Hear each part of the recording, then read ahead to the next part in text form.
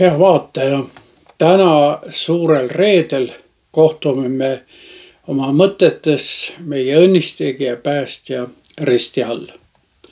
Me oleme inimajaloo kõige süngemate tundide tunnistajad.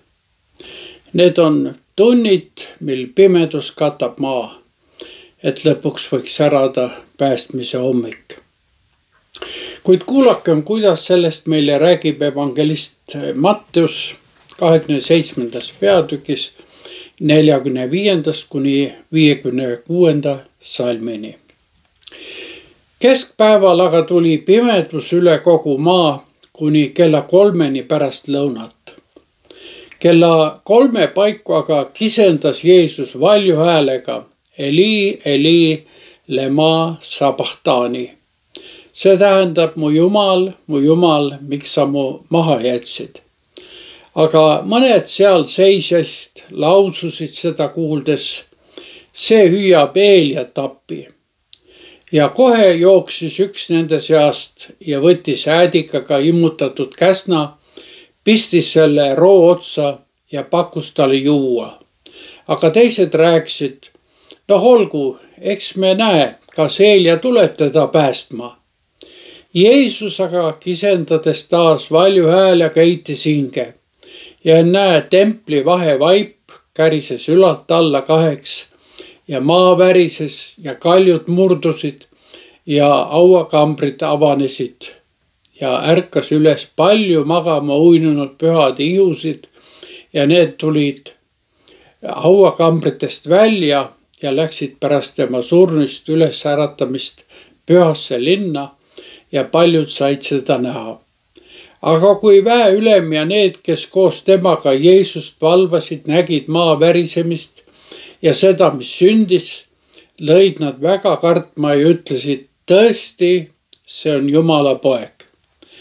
Aga seal oli toimuvat eemalt vaatamas palju naisi, kes olid Jeesusele järgnenud Galilast alates teda teenides. Nende seas Maarja Magdalena ja Jaakobuse ja Joosepi ema Maarja ning Sebeduse poegade ema. See on Jumala sõna ja püha evangeelium. Me ei ole täna tavalise hukkamise tunnistajad. Ühest küljest olid sellised hukkamised Rooma sõdurite argine töö. Aga teisest küljest saatsid seda sündmust ka dramaatiliselt, aga kõnekad märgid. Toimumas oli midagi erakordset. Nii ütleb evangelist, et 6. tunnist alates tuli pimedus üle kogu maa kuni 9. tunnini. 3 tundi pimedust. Prohvet Aamos oli kord öelnud: sel päeval ütleb Issand Jumal, ma lasen päikese loojuda keskpäeval ja teen maa pimedaks päisepäeva ajal. See on kirjas Aamose raamatu 8. peatükis 9. salmis. Niisiis pole see lihtsalt päiksevarjutus. See pimedus kõneleb inimkonna patust ja Jumalast kaugenemisest, mis Golgata mäel, kui nad Jumala poja risti lõid, sai avalikuks. Meiegi süü, meiegi pimedus, meie eksimused ja ülesastumised ja patud on osa sellest pimedusest. 3 tundi pimedust üle Golgata mäe tuletavad meile täna meelde, et Jeesus talus seda vaimse ja füüsilise pimeduse koormat meiegi eest. Selles pimeduses hüüdis ta: Eli, Eli, lema sabachthani. Mu Jumal, miks sa mind maha jätsid. Need muistse palvesõnad psalmist 22 on valu ja ahastuse hüüd. Kus kohast selline ahastus? Apostel Paulus vastab sellele 2. Korintuse kirja 5. peatükis 21. salmis. Jumal on teinud patuks meie asemel selle, kes patust midagi ei teadnud, et meie saaksime Jumala õiguseks tema sees.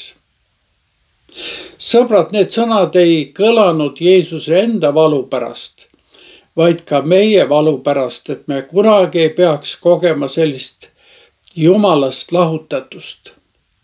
Kui sa tunned, et Jumal on sind maha jätnud, siis tea, et Jeesus on selle tee läbi käinud ja ta on sinugi üksinduses, et sind sealt välja tuua. Kuid siis saabub otsustav hetk. Jeesus aga kisendas taas valju häälega, heitis hinge ja näe, templi vaevaip kärises ülalt alla kaheks ja maa värises ja kaljud murdusid ja hauakambrid avanesid ja ärkas üles palju magama uinunud pühatihusid.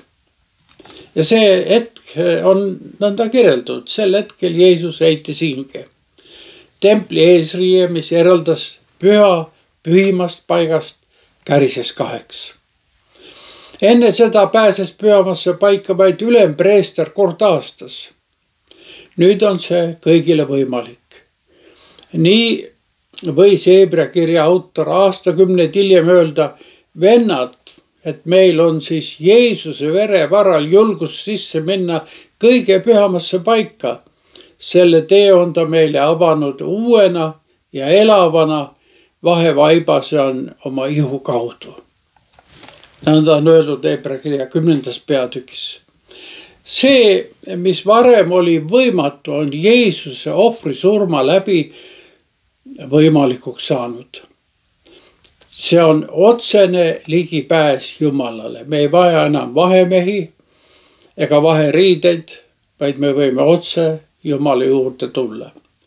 Maa värisemine ja haudade avanemine näitas, et see polnud tavaline surm. Kogu loodu ja vaimne maailmgi reageeris sellele sündmusele. See oli hetk, mil patt ja surm said lüüa.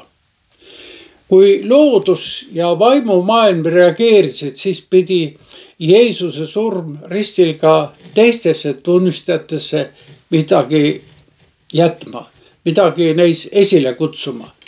Mõned nutsid, mõned naersid ja pilkasid, kuid mõnede silmad avanesid. Ja siis toimub midagi ootamatut. Aga kui väeülem ja need, kes koos temaga Jeesust valvasid, nägid maa värisemist ja seda, mis sündis, lõid nad väga kartma ja ütlesid, tõesti, see oli Jumala poeg. Esimesena tunnistab Jeesuse jumalikkust Rooma väepealik, kes oli ju pagan. Aga salm 55 ütleb, aga seal oli toimuvat eemalt vaatamas palju naisi, kes olid Jeesusele järgnenud Galileast alates teda teenides, nende seas Maarja Magdalena ja Jaakobuse ja Joosepi ema Maarja ning Sebeduse poegade ema. Need naised olid oma õpetajale ustavad lõpuni. Vaatamata kaotuse, valust ja hirmust nad jäid kohale. Nad olid selle traagilise sündmuse vaprad tunnistajad ja seda kuni lõpuni. Nad on meile eeskujuks oma ustavusega olukordades, kus kõik tundub lootusetu. Olukordades, kus valitseb pimedus ja keegi ei või mitte midagi teha. On aeg lõpuks küsida, mida Jeesuse surm ristil meile täna tähendab. Sulle ja mulle tähendab. Suur reede ei ole ainult mineviku sündmus. See on osa elu tõelisusest, mis puudutab meid ka siin ja praegu. Jeesus suri, et meie võiksime elada. Ta kandis meie pimeduse, et meil oleks valgus. Ta aastas Jumala ees, et meie ei peaks end kunagi tundma Jumalast üljatuna. Ta avas läbi oma surmatee Jumala juurde, et meilgi oleks lootust. Mõelgem, kas me elame täna selle ennast ohverdava armastuse vääriliselt. Suur reede kutsub meidki tunnistama. Tõesti, see oli ja on Jumala poeg. Palvetagem. Issand Jeesus Kristus, täna on meie pilgud suunatud sinu ristile. Aita meid mõista sinu armastuse sügavust ja elada sellele vastavalt. Anna meile julgust sinust tunnistada. Sa oled Jumala poeg ja meie päästja. Aamen.